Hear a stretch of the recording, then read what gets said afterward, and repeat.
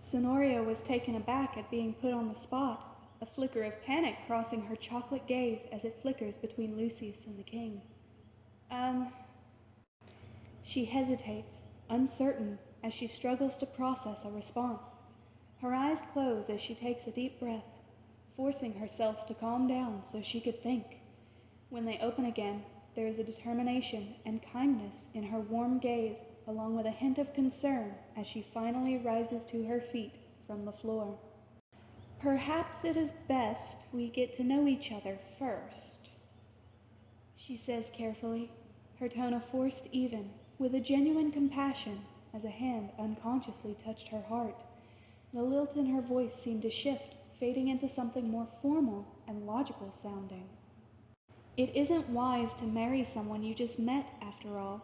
There could be numerous complications that arise with that, so why don't we spend some time learning about each other before we make that decision?" Lucius' gaze doesn't leave her face as she arises, something like fascination flickering in his crimson eyes as he listens to her word.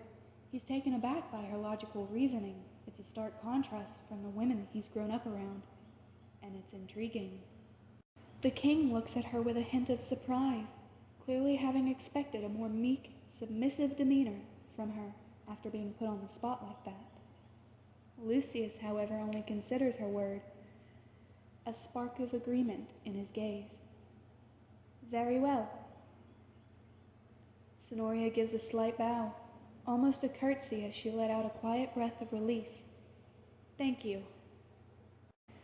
Lucius watches the way she bows, the slight, relieved exhale that follows, and something in his chest tightens at the sight. He steps forward again before he can stop himself, reaching out to gently steady her by the elbow.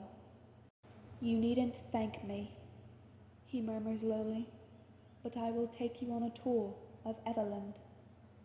A pause. His gaze flicks up toward his father with silent defiance, daring him to protest this new plan. The king looks between them, taking in Lucius' defiant expression and Sonoria's bowed head. He knows better than to argue at this point, especially with that stubborn set to his son's jaw, so instead he just sighs loudly and waves them off. "Be my guest," he mutters, crossing his arms over his chest. Lucius shoots him a smug smirk before looking back down at Sonoria, fingers gently holding her elbow. "Thank you, sir," she tells the king with a relieved and kind expression, something understanding in her gaze.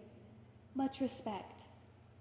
Then she turned her deep chocolate gaze to Lucius, studying his expression with a hint of curious concern as she adjusted her glasses.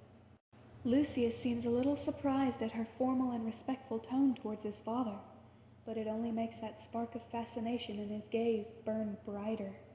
He watches as her eyes move back to him, the way she studies his expression with that curious, thoughtful gaze behind those glasses.